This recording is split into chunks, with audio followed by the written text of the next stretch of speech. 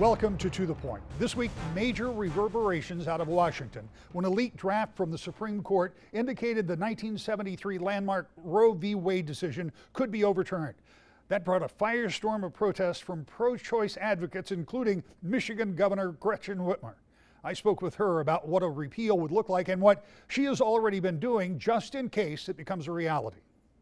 Let's talk about the released, or I should say leaked, draft from the United States Supreme Court, which just seems amazing to me that there would be a leak out of someplace that I would assume would be pretty secure. Nonetheless, it suggests that Roe v. Wade could be in danger of being overturned, something that has sparked outrage from a lot of people who over the years have had concerns about this. You yourself have preemptively started legal action to try to undo Michigan's law in the case that Roe v. Wade should be struck down. First of all, tell me what your thought was when you heard about this being leaked.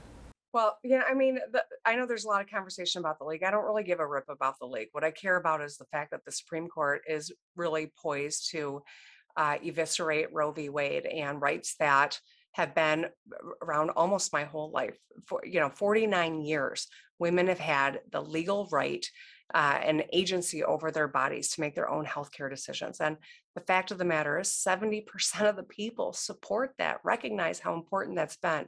And that's why as we saw how this case was looking as though it was going to be decided, we took the leadership of moving forward and filing a lawsuit to protect this constitutional right and take it straight to our state Supreme Court. These are unique tools that I have as governor of Michigan, but I'm going to fight like hell to protect these rights because this is something that is so fundamental to being an American, to being, a real citizen with full agency over our bodies. And I'm fighting for every woman of childbearing years, for every family who exercises these rights of autonomy and agency and healthcare.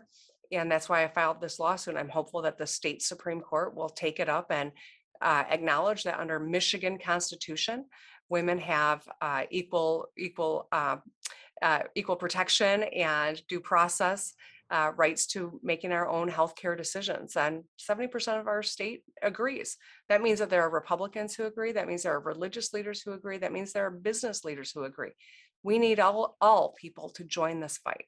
When you think about this process as it moves forward, this is still in Oakland Circuit Court, is that right? Yes, we filed in Oakland Circuit Court, but I've sent the letter to the state Supreme Court, and I'm not quite sure what the timing will be when they'll make that determination. But it's very clear that this is a ripe issue. Using a little legal lingo, it is very real. This is not a theoretical threat. This is not a suspicion. This is a fact of what we are confronting, and this is why action now is so important. You talked about 70% of the people in polling actually support Roe versus Wade. If this ruling goes as it appears that it will, maybe sometime in June when we get that official word, that's going to be just on the eve of this big midterm election out there, when we know that this has been a political issue for the same amount of period of time that we've been talking about it. That could really play into this midterm election in a way that maybe wasn't even considered just a few months ago, couldn't it? Yeah, I mean, we're all recovering from this pandemic, and we have a lot of conversation about women in the workplace, the incredible burden that women have carried through this pandemic and the she-cession that resulted, this disproportionate impact on women. The most fundamental rights that women need in order to participate as full citizens is the right to determine when and whether or not to start a family. It's the most profound economic decision a woman will make in her lifetime. And so it is absolutely crucial that we recognize that, and that under Michigan law, it is protected. If you look at the national maps, Rick, overnight, Michigan would revert to having one of the most extreme laws in the country. We would go from a pro-choice state right now where there is full access to reproductive health care to a state that would make it a felony, that has no exceptions for rape or for incest. I mean, we don't just go to a more conservative posture. we go to one of the most extreme in the nation. And that is going to have an impact on women, on families, on our economy all across Michigan. And that's something that I think is really important for people to remember, and a reason why we need you to join this fight. The leaked draft is not final, and an official announcement will not likely be made until next month. And even then, we can't be totally sure what it will be. But if it's along the lines of that draft that's created so much controversy, expect to hear a lot more about it as we head into the pivotal election cycle, as it is likely to energize activists on both sides of the issue. Up next, and speaking of elections, another of the Republicans who wants to be governor talks with us during a swing through Grand Rapids. That's next. To the Point. Welcome back to the Point. Even as we wait to see the outcome to challenges of signatures turned in by 3 Republican candidates, Johnson, Dixon, and Craig, they all want to be on the ballot for the primary election in August to determine who will run against Governor Whitmer in November. The campaign rolls on. This week, we sat down with Kevin Rinke to talk about why the car dealer turned politician is running. We know about your background in the automotive industry for a lot of years, and I've asked a lot of people this over the course of 40 years or more that I've been asking questions about politics, but particularly for people who don't have a political background. Sure. What made you decide to do this now? Well, it may seem funny, but my decision was based on the fact that I was contemplating leaving the state of Michigan. I was frustrated. I was dissatisfied by the political climate.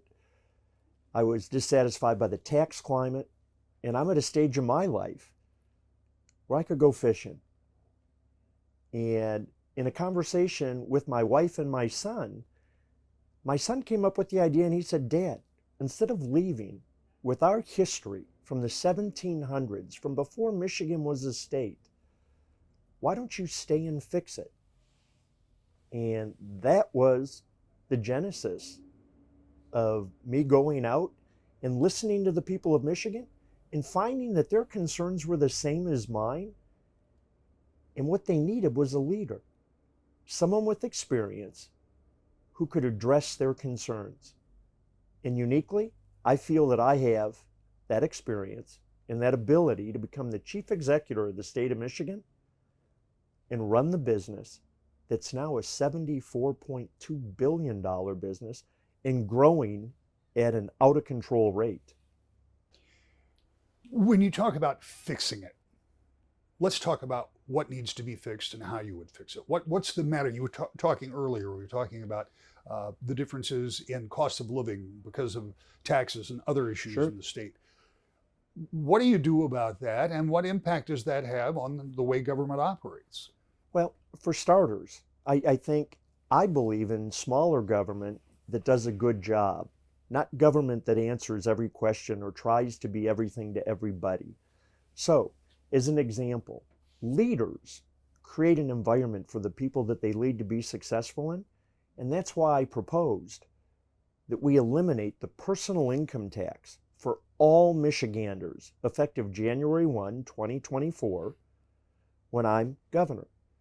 And that's the quickest way to address the out of control inflation and the out of control costs that are hurting Michigan families and that are being magnified by this administration's unwillingness to give relief. This governor has vetoed gas relief, is vetoing or saying no to tax cuts that would put money back in the people's pockets. It's their money. And right now, Michigan isn't doing a better job of spending it than they are. She talks about kitchen table ideas. Well, you know what? She doesn't realize in Michigan today, those kitchen tables are empty because people can't afford food. Those kitchen tables are cold because they're trying to determine if they can pay for their heating bills. The average Michigan family's costs are up over $300 a month. And we have 14.4% annualized inflation, which is far exceeding the increase in income from an increase in hourly wages. We got a problem, and the people are suffering. Cutting taxes is a popular thing for candidates to talk about, but they have a real impact. And cutting taxes in that fashion Mm-hmm. would have a really, really big impact on the general fund, which is most of the things you think about as what government does. I mean, we're talking about a significant loss in revenue. Do you try to backfill that revenue or do you try to shrink government that quickly? Well, you do both. And remember that if we cut the personal income tax, there's still revenue that's going to be generated. We're giving the people back their money. We're allowing them to choose how they spend that. And that gets it right back into the tax cycle. The other thing, think of this. What would our tax revenues be if the 16,000 working high-income people that left the state stayed in the state because it was a better situation? I bet you know people that go to Florida for 6 months and 1 day so they can avoid the taxes. I want people to come to Michigan, high income earners, high educated families that have expendable income and enjoy the beauty of our state 12 months a year. And that's how we start regenerating and recovering that revenue. What would the impact on government be? Have you taken a look at what that in specifics would do to, say, state police, the attorney general's office, or any number of other things that are funded through largely through the general fund? Well, let's put it into perspective. Under this administration, in 3 years, ultimately 4 years, the cost of Michigan government is up 30%. If we repeal the personal income tax and nobody spends a dollar, we reset our state budget at the level it was at 2016, which at the time was the largest budget in the history of our state. There's plenty of money flowing around right now in Michigan. Politicians are spending it. What I want to do is act like a business guy. I want to invest where it benefits the people, and I want to allow the people to determine how to spend money to benefit them versus the state.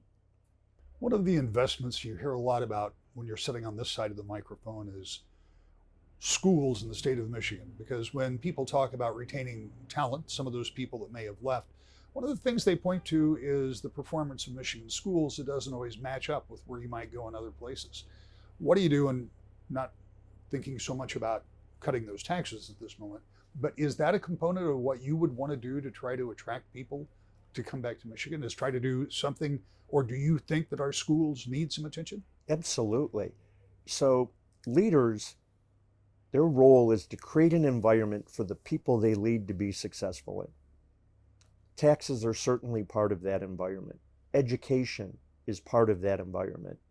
And we have numbers that show that Michigan is one of the fastest declining public school systems as far as the results they're getting for our kids. It's not acceptable. Michigan should lead with our educational system. We've eliminated vocational opportunities for kids in our public schools. Detroit just came out recently and said 84% of their third graders can't read. And there's all sorts of statistics that show that if by fourth grade you can't read, you're 90% likely to be a criminal or a ward of the state. We have an educational disaster on our hands because we aren't teaching what matters. We're more concerned today about critical race theory and gender identity and 1619 and mental health of our students than we are about reading, writing, and arithmetic. And what I'm going to do is I'm going to take a look at the top performing public school systems in the top performing states and then overlay Michigan, because a state like Massachusetts, which 5 years ago I think was in the 30s, sits in the top 3 today. We can make significant change if we focus on the kids and results instead of focusing on bureaucracy and spending money on things that don't help our kids become good citizens and prepared to contribute to our communities. I don't know what the structure of your dealerships was, but I assume that you were the guy in charge. You were the guy who oversaw what was going on with those dealerships.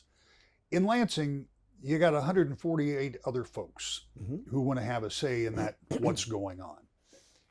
What does it look like in your mind's eye? How do you build consensus, not knowing what the majorities are going to be? Currently, they're Republican majorities. And if you were successful and had Republican majorities, you still have to build consensus within those majorities. How do you go about doing that? Well, I think if you asked my employees, you would find that I created a team environment.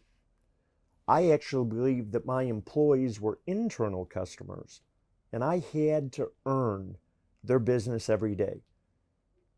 They had a choice. They didn't have to work for me. And yet I was able to attract and maintain the best of the best in my businesses. And that's why we were successful. Created an environment for them to be exceptional. And that was my goal. So I build teams. I build consensus. I want to hear what the issues are, and I want solutions, and have us evaluate those solutions, always with the intent of moving the state forward, not staying the same, not trying to hold our breath for 5 seconds longer. My goal is to have Michigan be the best business environment in the country. My goal is to have the public schools be the best in the country. My goal is to be a place where all over the world people want to relocate to Michigan because they get the beauty of what our state offers. It's unique only to our state. And they have an environment that their families and their communities can be safe and thrive in, and they can raise their kids. Obviously, you're not going to give away any campaign secrets, but just in general, in a field of 10 candidates, how are you going to win this thing? Because there are a lot of names and there are a lot of people. None of you really have statewide office experience, obviously. So it kind of starts at the very beginning. And I mean, you've been out all day today as we speak all over West Michigan, but how do you win it? Well, I think that concepts like repealing the personal income tax show bold leadership. And I don't just throw it out there. I have a plan. There's details to that plan, and I know it works. See, when I'm elected governor, I can take my practical 30+ years of business experience and apply it to Michigan governance. And when people say that business is different than governance, here's what I want you to know. That 16 of the top performing states run by Republican governors are run by first-time elected business people who are doing good things for their state and their citizens. And that's what Kevin Rinke can do, because I've got a similar background. All the other candidates are great. They're heroes. They're patriots. They're well-intended. I want to compare my business experience and my results and have that be the litmus test, because I can bring Michigan together. I recognize that you govern everybody in the state, not just the right, not just the left. And when the goal is serving the people, this is civil service for me. The goal is serving the people and doing better for Michigan and doing better for them. We can do great things in 4 years and even better things in 8. Up next, one politician who's not running for the first time in 36 years. That's next. To the point. Welcome back. Congressman Fred Upton has represented Southwest Michigan in Washington since first being elected in 1986. This time around, though, he's not running, and that's where we began our conversation. Let's talk about the changing face of politics for you. This was a decision year. After redistricting, you ended up being drawn into a district with a fellow Republican congressman. You came to the conclusion that you didn't want to run in that kind of a primary. Tell me what that decision was like and how you got there. Well, there were a lot of factors, I'm incredibly grateful to my voters all these years for sure. But we lost a seat and had this quote nonpartisan panel. None of them could even be a precinct delegate before, And so they created 2 new open seats in Michigan, and they put me, I could either run against Tim Walberg or I could run against Bill Huizenga. And it's like, you know, hey, life's too short. There's a lot of things to do. I love campaigns. You know that. You've seen me. I like walking in. I'm in a parade next week. You know, I like going door to door. I like, you know, but at the end of the day, you have to say, you know, it would have been a doozy of a campaign. I've had primaries before. I think we still could have won, but it would have been a doozy. But it's, you know, I've got 3 grandkids now. I just FaceTimed with my grandson. He's in Boston, and my folks. You know, my dad's 98, and it's just like it's time to figure something else. And the reality is, too, the way that the districts were drawn, for example, the district that Walberg will be running in runs the entire width of the state. So I live in St. Joe. Right. So, and I can see Lake Michigan from my house. I don't live on the lake. I wish I did, but I can see it. And now much of St. Joe is with Lake Erie. It's 250 miles long, 25 miles wide. I mean, like, you know, what are these guys doing? Berrien County has never been split like this since statehood. So it's just, you know, it's out of our control, nothing we could do, and it is what it is. But what it is that you are still in office and still very active. There are a number of things that you are working on and have been working on. Talk to me a little bit about it. I noticed your pen as we were talking earlier. You have been traveling to see firsthand some of what U.S. aid is doing in support of the Ukraine against the invasion of Russia. Tell me about that and what you saw. Well, I'm in the Ukraine caucus. I've been there at length twice, and you know, particularly when I was chair of the Energy and Commerce Committee, I led a delegation there. We talked about LNG exports, about weaning themselves off Russian oil and gas. It was a democracy. When I was there, it was this guy by the name of Poroshenko, who was the leader. He came and gave a joint session speech to the House. Now, of course, Zelensky, household name, is there. But, you know, they're fighting for us. And I'm all in to try and help the Ukrainian people. I actually came here to Grand Rapids a few weeks ago to one of the church services here just to show my support. But it has been bipartisan. And we're going to have a vote now probably in the next week or 2 in the House that will not only restore some of the equipment that we've provided from our U.S. military stocks, but also more assistance there. And the humanitarian need is enormous. I mean, I was in Warsaw in April. In fact, the mayor of Warsaw came to Washington this last week. They have taken in 400,000 Ukrainian refugees who have fled to come in. Just, you know, I've got an extra bedroom at my house because my daughter's married. And, you know, so that's what people have done in Warsaw, 400,000. But I'll tell you, the domino can get even much, much worse. Ukraine is known as the breadbasket of Europe. I mean, they send wheat, they send, you know, a lot of commodities as far away as China and North Africa. If you have this famine that's going to hit, and because, you know, like our farmers today, I mean, they're in the field. They're not in the field now in Ukraine. If all of a sudden you have this shortage of food, where are the folks in those impacted countries going to flee? They're probably going to go north, and they'll swamp even further what's happened in Europe with just the Ukrainian refugees. And, you know, energy, I mean, we got, you know, we see what happens in Mariupol. It's a mess, and why we need to be united with the EU in leading, which is why this aid package will be so important when it comes to the House, you know, in the next week or 2. Congressman Upton, or Fred as he insists on being called, had a lot more to say about what he wants to do before the end of his term, and you'll hear the rest of that conversation next week. To the point.